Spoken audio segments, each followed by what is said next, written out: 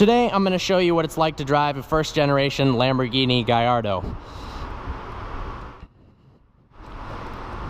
Open it up. This car is actually pretty difficult to get in and out of, especially compared to some of the newer supercars. So it's got a turn key. Great startup noise on this.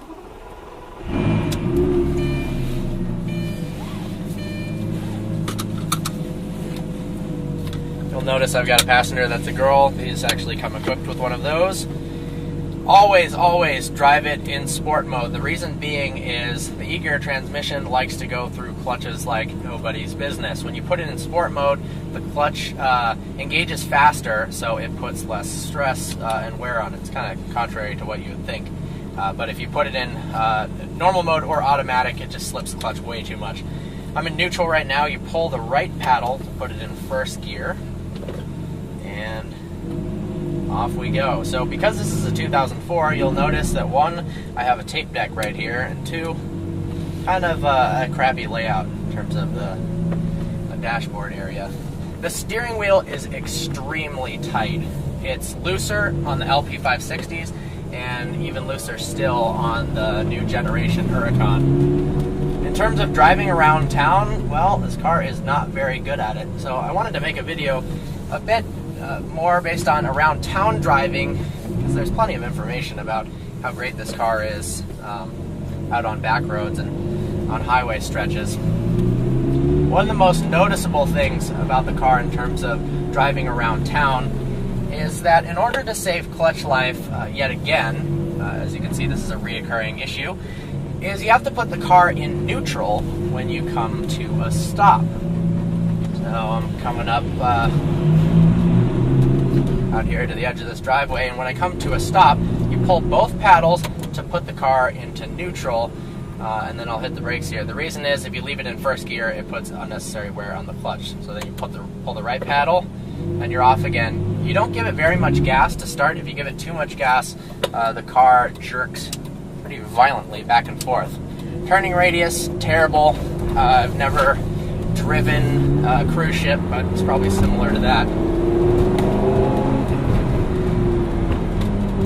The car does take a while to warm up, actually. So if you're doing shorter drives or just a quick commute to work or something like that, if you were to drive your Lamborghini to work, the car isn't quite up to operating temperature, so you've got to wait a little bit before you can do some spirited runs. That's what this car is all about. You roll down the windows, naturally aspirated V10, sounds absolutely incredible. This car has no mufflers. I've got tints on this car, so as far as visibility at night, it's not the absolute best. 35% in the front, 20s on the side. When you shift at lower RPMs with less gas, the shifts are relatively smooth. But the more gas you give it, and the higher revs that you shift at, the car punches you in the back at a more and more intense degree. Even in sport mode and not in automatic, where you have to upshift the car yourself. If you run into red line 8250 and you don't pull an upshift, the car will bounce off the rev limiter. But when you're doing downshifts, when you're coming to a stop, the car will actually shift down itself. It's suggested by owners on the forum to shift at about 3,500 RPMs to get the most out of your clutch. A lot of people, the first generation clutches are pretty bad, so after they wear out, they'll go with a Kevlar clutch. It can take a lot more beating and lasts a lot more miles. Cruising on the road, the suspension is pretty hard, but I drive this car all the time, so you could daily drive it. The issue is the turning radius is terrible, and visibility isn't great because, well, it doesn't have a backup camera or any sort of sensors because it's an old car. Turn the radar on here. Got a Valentine 1 radar detector. Car is starting to get a little bit warmer. That was good timing. And I'm being passed by a cop. How funny is that? That right when I turned on my radar, the cop is right there. Alright, I'm going to mute that. if I pull up next to him at the stoplight, I'm probably going to rip this camera off my face, so he doesn't want to know what the hell I am doing.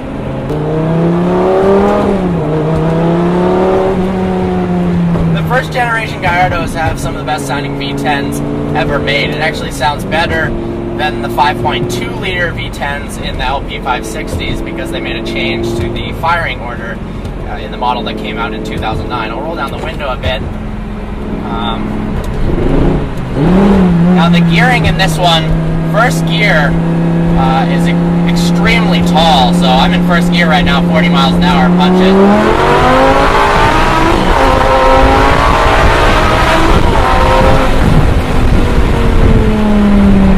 The shifts in this car is probably what I love most about it, the shifts and the sound.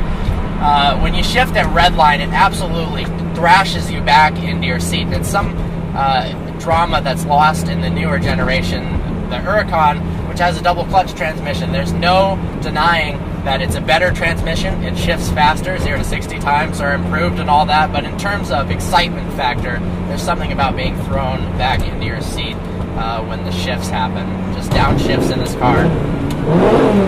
It's absolutely incredible.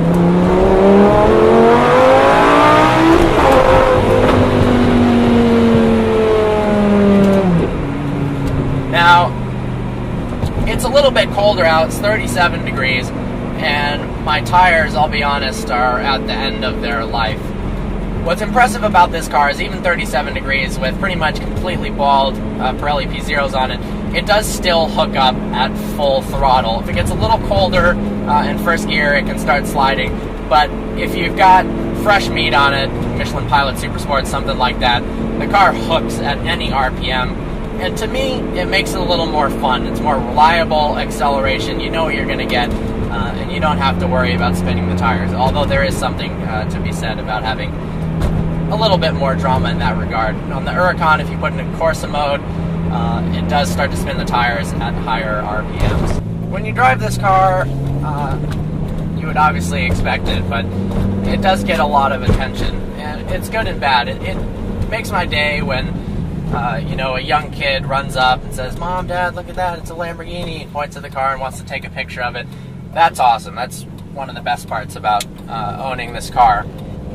But the other end of the stick is that people will drive like absolute idiots around you, trying to take pictures and whatnot. My favorite thing is when people try to take pictures of you and also not be seen at the same time, like they're afraid that it's not okay that they're taking pictures, and they do it kind of stealthy. I think that's funny. And sometimes if someone's behind me taking a picture of the car, I'll roll down my window and take a picture of them. They get a kick out of that. In terms of space in the Gallardo, it's actually pretty roomy. Eddie's 6'2", over 200 pounds, and he fits great in this car. The same cannot be said for a lot of supercars, so that's good.